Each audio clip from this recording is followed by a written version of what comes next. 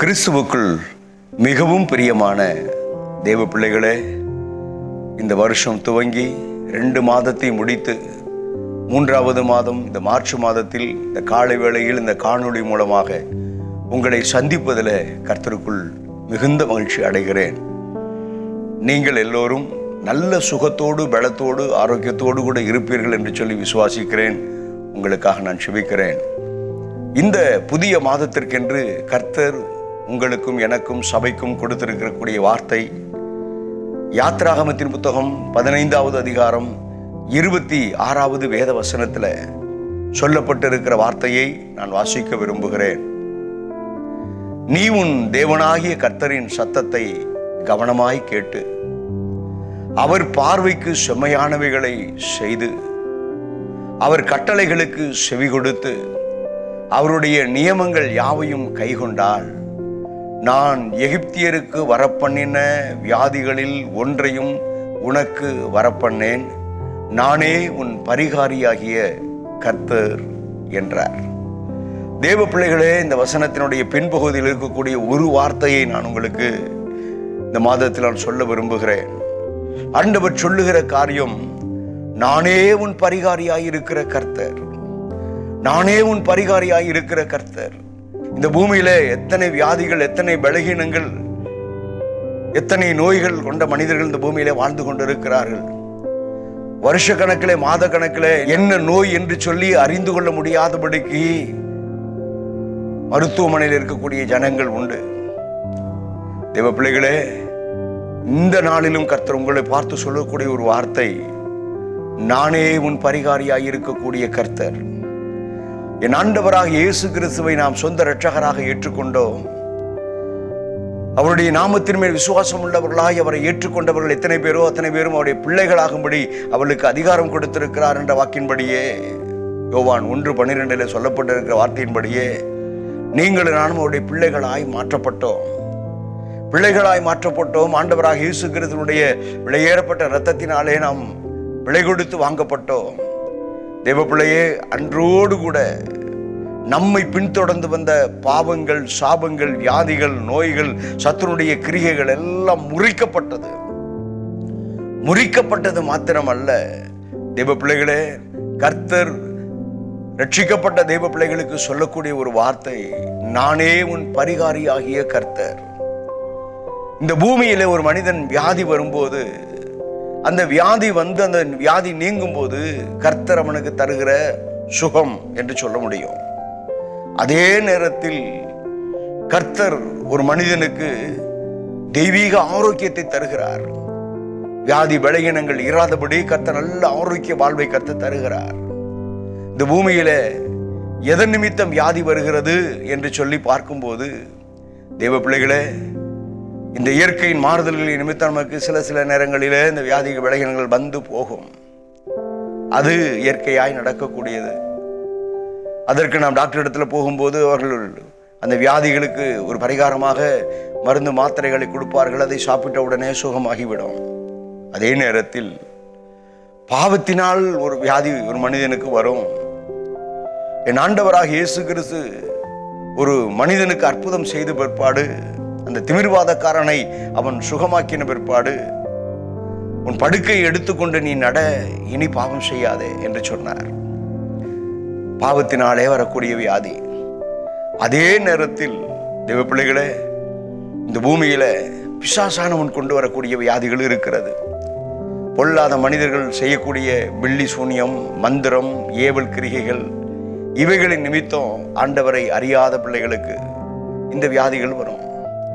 தொடர்ச்சியாய் அவர்களுக்கு பார்த்தீர்களே ஆனால் மாதம் எப்போதும் அவருடைய வீடுகளுக்குள்ளே வியாதி இருந்து கொண்டே இருக்கும்.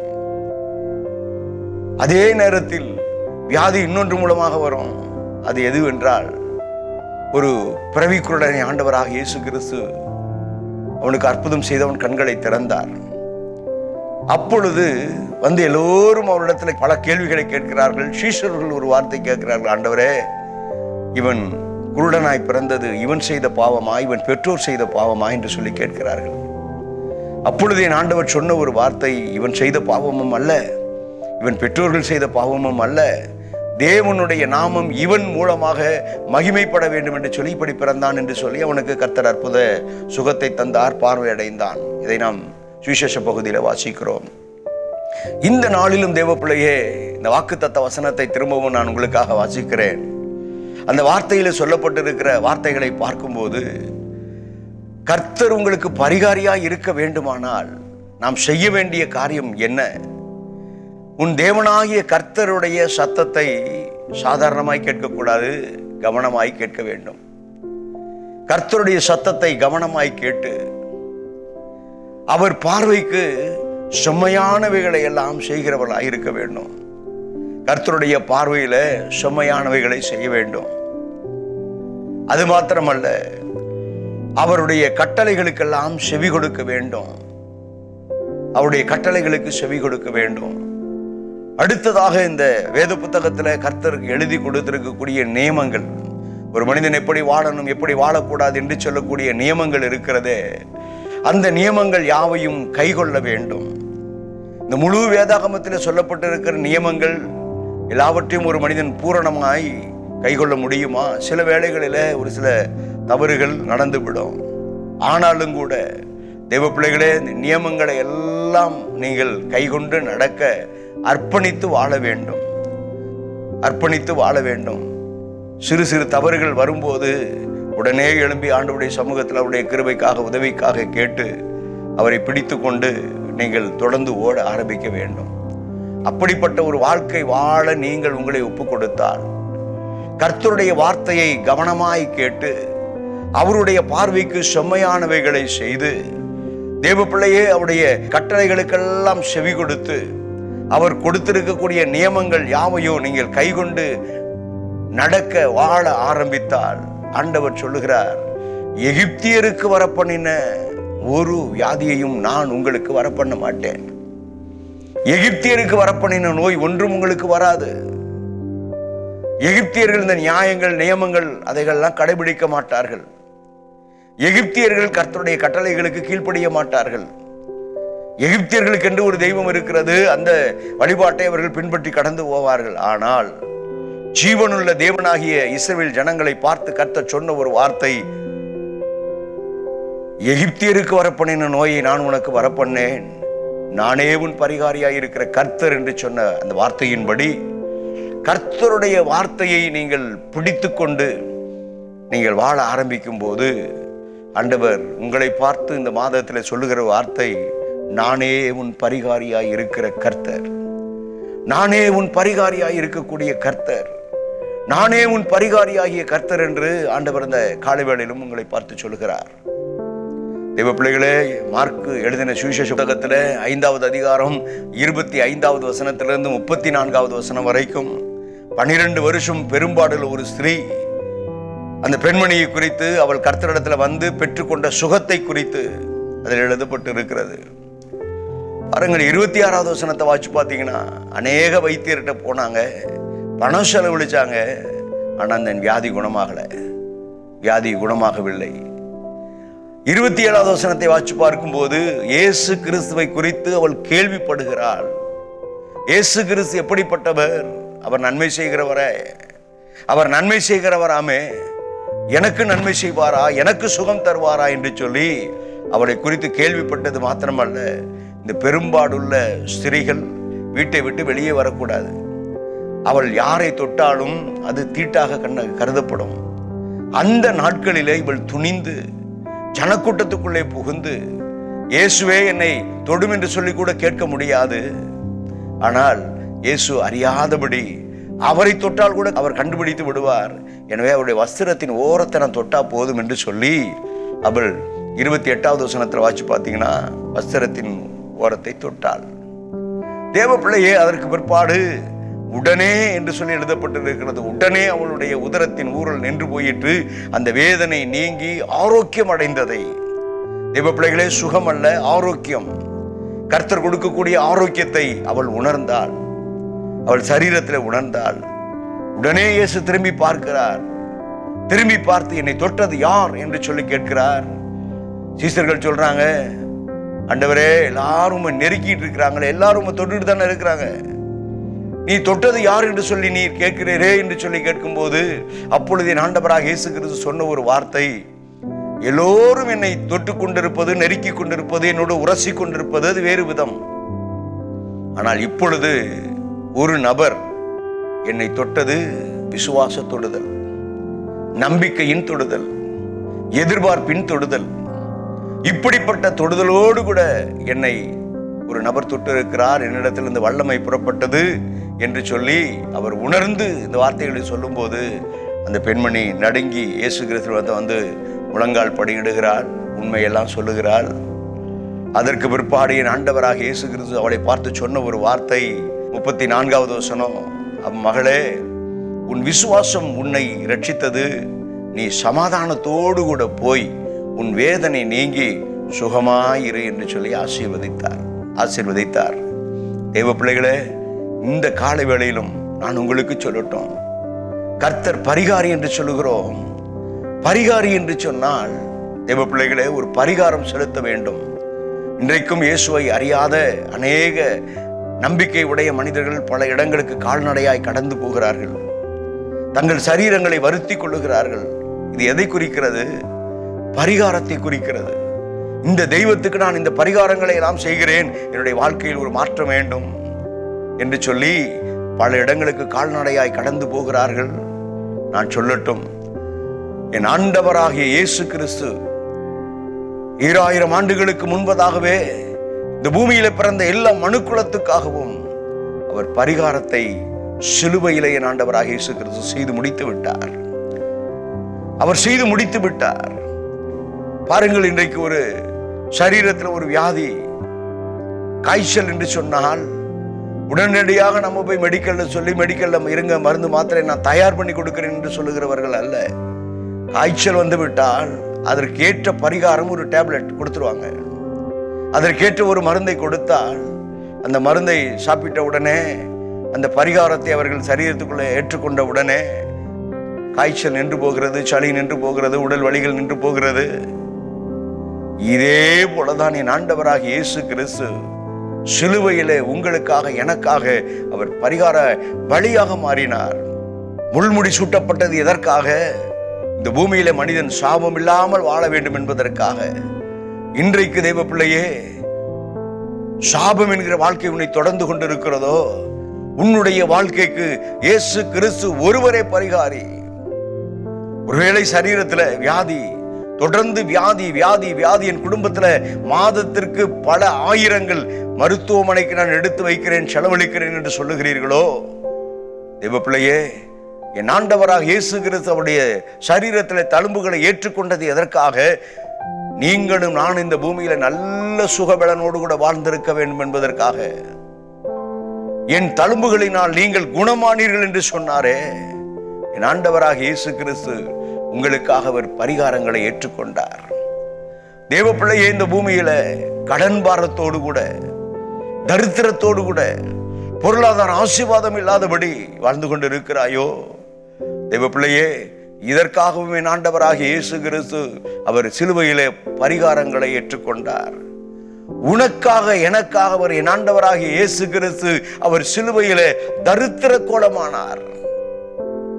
அவர் பிறந்த போது ஒரு மாளிகையில பிறக்கவில்லை, மாட்டுக்குடிலே பிறந்தார்.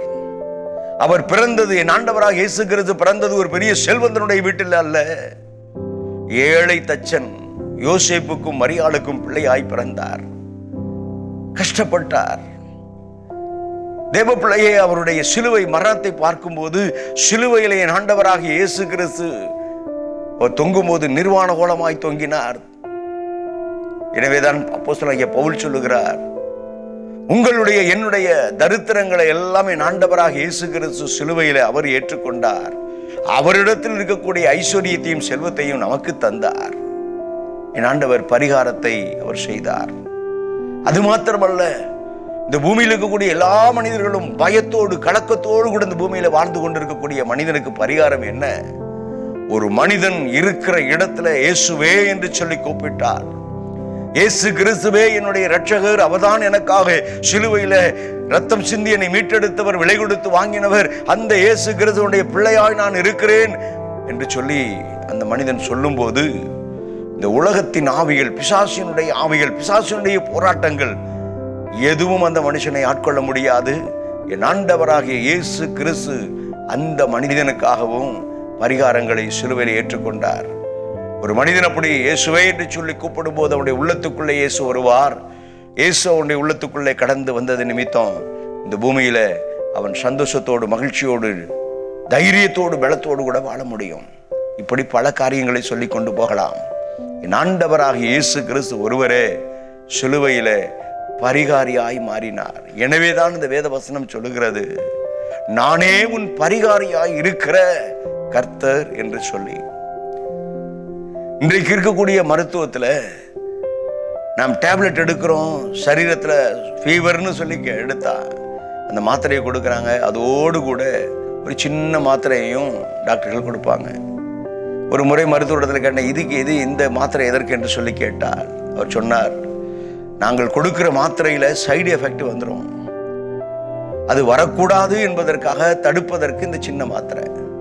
தெய்வ பிள்ளைகளே, இந்த உலகத்தில் மனிதன் கண்டுபிடித்த மருத்துவத்தில் அவன் எடுக்கக்கூடிய ட்ரீட்மெண்ட்ல சைடு எஃபெக்ட் வரும். ஆனால் இயேசு கிறிஸ்து சிலுவையில் உங்களுக்காக எனக்காக சம்பாதித்து கொடுத்த அந்த பரிகாரத்தை ஜெபத்தோடு கூட நீங்கள் பெற்றுக்கொள்ளும் போது தெய்வ பிள்ளையே, அதில் எந்த சைடு எஃபெக்டும் கிடையாது.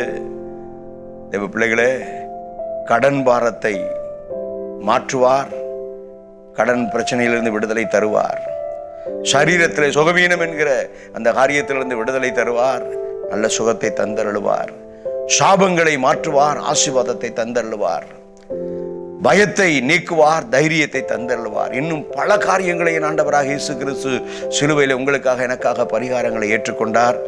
இப்பொழுதும் அந்த பரிகாரியாக இருக்கிற இயேசுவை நோக்கி பார்த்து ஜெபம் பண்ணும் போது உன்னுடைய வாழ்க்கையில் என்ன காரியங்களுக்காக நீ ஆண்டவருடைய சமூகத்தில் இந்த காலை வேளை கண்களை மூடி கர்த்தருடைய சமூகத்தில் கேட்கிறாயோ, நானே உன் பரிகாரியாக இருக்கிற கர்த்தர் என்று சொன்னவர், உனக்காக சிலுவையில் யாவையும் செய்து முடித்தவர், இன்றைக்கு நீ அற்புதத்தை பெற்றுக்கொள்ளுகிற நேரமாக இந்த நேரம் இருக்கும். கண்களை மூடி என்னோடு கூட இணைந்து ஜெபம் பண்ணுவாயா? கிருபையும் இரக்கமும் மகாபரிசுத்தம் நிறைந்த நல்ல தகப்பனே, இந்த ஆசீர்வதிக்கப்பட்ட நல்ல அருமையான காலை வேளையிலும் கூட கர்த்தாவே, இந்த காணொளியை பார்த்து கொண்டிருக்கக்கூடிய இந்த அன்பு பிள்ளைகளை உடைய சமூகத்தில் நிறுத்தி ஜெபிக்கிறேன். என் ஆண்டவராக இயேசு கிறிஸ்து தாமே இந்த அன்பு பிள்ளைகளுக்காக சிலுவையிலே பரிகாரங்களை ஏற்றுக்கொண்டீரே. இந்த கால வேளையிலும் கடன் பாரத்தினாலே, வியாதியினாலே, சத்துருடைய பிடியினாலே, க்ளோரி ஹல்லேலூயா, நம்முடைய பிள்ளைகள் எந்தெந்த பிள்ளைகள் ஆண்டவரே பாதவனை வாதிக்கப்பட்டு கொண்டிருக்கிறார்களோ, பயந்து கொண்டிருக்கிறார்களோ, நம்முடைய பிள்ளைகளுடைய வாழ்க்கையில காணப்படுகிற சத்துரு கொண்டு வந்த எல்லா காரியங்களும் இயேசுவின் நாமத்தினாலே மாறுவதாக. இயேசுவே, சிலுவையில இந்த அன்பு பிள்ளைகளுக்காக பரிகாரங்களை ஏற்றுக்கொண்ட என் ஆண்டவராக இயேசு கிறிஸ்து தாமே உடைய பிள்ளைகளுக்கு நல்ல சுகத்தை கட்டளையிடுவீராக. கடன் பாரத்திலிருந்து கர்த்தரை விடுதலை ஆக்கி இந்த அன்பு பிள்ளைகளை ஆசீர்வதித்து அருளுவீராக. உடைய பிள்ளைகளை தொடர்ந்து வருகிற சாபங்கள் எல்லாம் முறிக்கப்பட்டு ஆசீர்வாதமான வாழ்க்கை உடைய பிள்ளைகளுக்கு உண்டாவதாக. உடைய பிள்ளைகளுடைய வாழ்க்கையில காணப்பட்டு கொண்டிருக்கக்கூடிய பயங்கள், கலக்கங்கள் எல்லாம் நீங்கட்டும் ஐயா. சமாதானமும் சந்தோஷமும் உடைய பிள்ளைகளுடைய குடும்பத்தில் என்னாலும் எப்பொழுதும் இருக்கட்டும் ஆண்டவரே. உடைய திருக்கரத்துல ஆண்டவரே இந்த அன்பு பிள்ளைகள் ஒவ்வொருவரையும் ஒப்புக் கொடுக்கிறேன். கர்த்தர் தாமே தொடர்ந்து இந்த அன்பு பிள்ளைகளுக்கு பரிகாரியாய் இருந்து கர்த்தர் தாமே உடைய பிள்ளைகளை தொடர்ந்து நடத்தி அருளுவீராக. எகிப்தியருக்கு வரப்பண்ணின ஒரு நோயையும் நான் உனக்கு வரப்பண்ணேன் என்று சொன்னவர், அப்படியே உடைய பிள்ளைகளுக்கு ஆண்டவரே வியாதி இல்லாத தெய்வீக ஆரோக்கியம் என்கிற வாழ்க்கையை கர்த்தர் நீர் தந்து அன்பு பிள்ளைகளை நீர் ஆசீர்வதித்து நடத்தி அருள வேண்டும் என்று சொல்லி இயேசுவின் நாமத்தினால் இந்த அன்பு பிள்ளைகளை ஆசீர்வதித்து நான் ஜெபிக்கிறேன். கிருபை தாரும், கிருபை தாரும், கிருபை தாரும், கிருபை தாரும். நீரே இந்த அன்பு பிள்ளைகளுக்கு வாழ்நாள் முழுவதும் பரிகாரியாய் இருந்து தொடர்ந்து நீர் நடத்தி அருளுவீராக.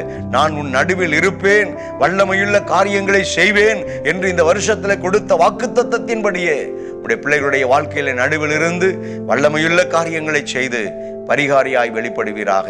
இயேசு கிறிஸ்துவின் வல்லமையுள்ள நாமத்தில் செபிக்கிறேன் ஜீவன் உள்ள நல்ல பிதாவே. ஆமென், ஆமென், ஆமென், ஆமென். கர்த்தர் உங்களை ஆசீர்வதித்து அருளுவாராக. God bless you. Praise the Lord. Praise lord, praise Lord.